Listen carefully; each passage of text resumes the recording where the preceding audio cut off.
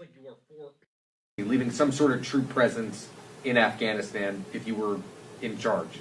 Yes. And what would that look like, and what would their mission be, and how long would you anticipate? Well, the first thing you want to not done is give Bagram Air Base up. Prisoners were as well. You had 2 runways, not 1. You had an outsert that you would have another ability to move people out.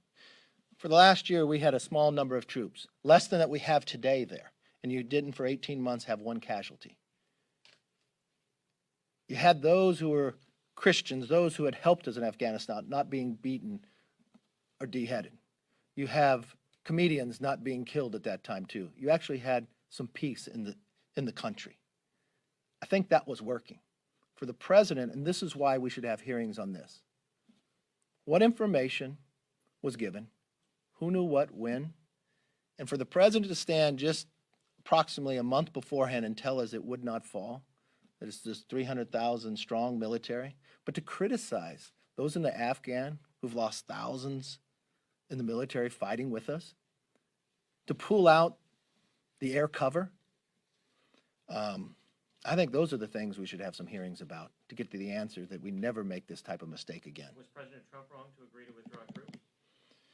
Well, President Trump had actually decreased the troops from 15,000 to 2,500 and not 1 casualty. President Trump's... But there was a deal to withdraw. It wasn't this deal. I mean, Mike Pompeo and President Trump have been very clear about this. Even the former Secretary of Defense have been very clear about this. There were requirements that had to be met. You watch time and again, whenever the Taliban did not meet the requirement, there was ramifications for that. Quick, swift, and very difficult. The other thing that you'd have to think about in the Taliban, they watched this president time and again with a crisis. Back away from Putin, ransomware, pay it, China, provide them. I just read a report before I walked out here. Allow Huawei chips to be sold. The idea that Russia could have their pipeline, but America cannot. I felt they think they were more emboldened. And as they moved city to city, I know for a fact that President Trump wouldn't allow that. That didn't meet the requirements. And for the President Biden to sit back in an interview and say nothing went wrong, that's a telltale line. And that you plan for every scenario, well, whoever started planning this should have stopped when this scenario started. Lives are going to be lost. The president has now ruined our reputation on the world stage, not for a week, but for decades to come. Our own allies are criticizing us. Our own allies who are sitting there defending us because America was attacked, asking us to extend the deadline so they can get their own citizens home, not for any other reason. And the allies that we have fought for years together, he said no and yes to the Taliban. So no, none of that would have happened under a different administration. And yes, that was a failure. One of the biggest failures I watched from a foreign policy in my lifetime. And it's going to do a lot of damage to us. Not just in a short run, but a long run. What does China believe now about Taiwan? What does Russia think about the Baltics or Eastern Europe?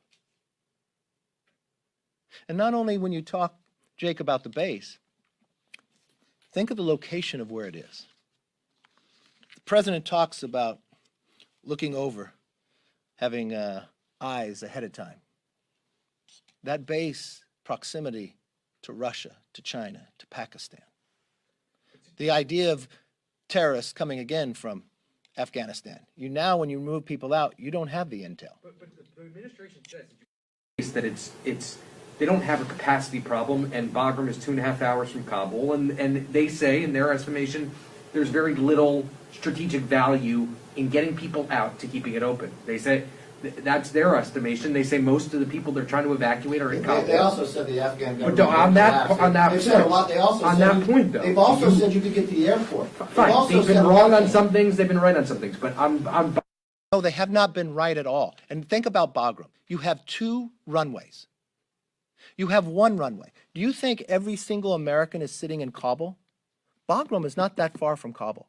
Why wouldn't you have 2 different options? You have other people throughout this country. And if you built a military base there, where we had sustained it for 20 years, Why wouldn't you maintain it? We keep a base in Cuba today. Why wouldn't we keep a base for forward looking? Why wouldn't we keep a base in that geographical region of the world? Why would we release it? Why, if there was not one casualty in the last 18 months and only 2,500 troops had to be there, we were securing what we need to do. Why would you give it up? And first and foremost, if you were going to draw down, the Taliban fights in the summer and hibernates in the winter. If you were going to allow the Afghan government to sustain itself, why would you draw down when the Taliban is at its height? Why? Who made that decision? And why would you remove the military before you remove the civilians? And why would the president just days before says he's going to maintain normal operations in the embassy? How could we be that far wrong? So no, they didn't get anything right. And no, when he stands before us and tells us it's safe to go, and then you find out 30 minutes later it's not, I don't believe it was right to close the base. And you ask me a question, I would have kept it open. And I would have kept open. It gives you more options. If you're holding next year, would you want to see a select committee look into this?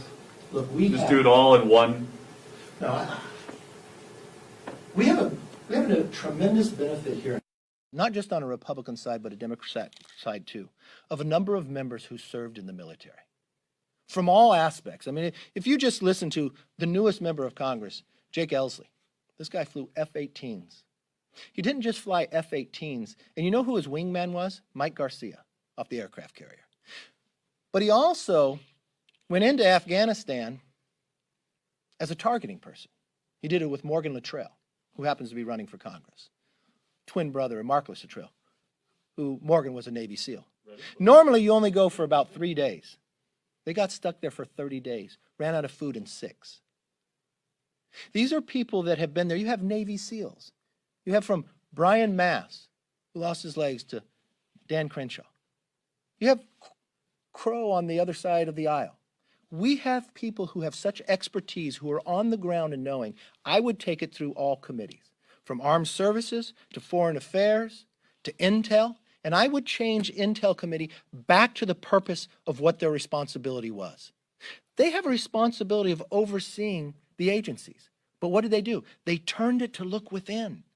They spent it as a political arm. Impeachment has never gone through the Intel Committee until the Democrats made it political.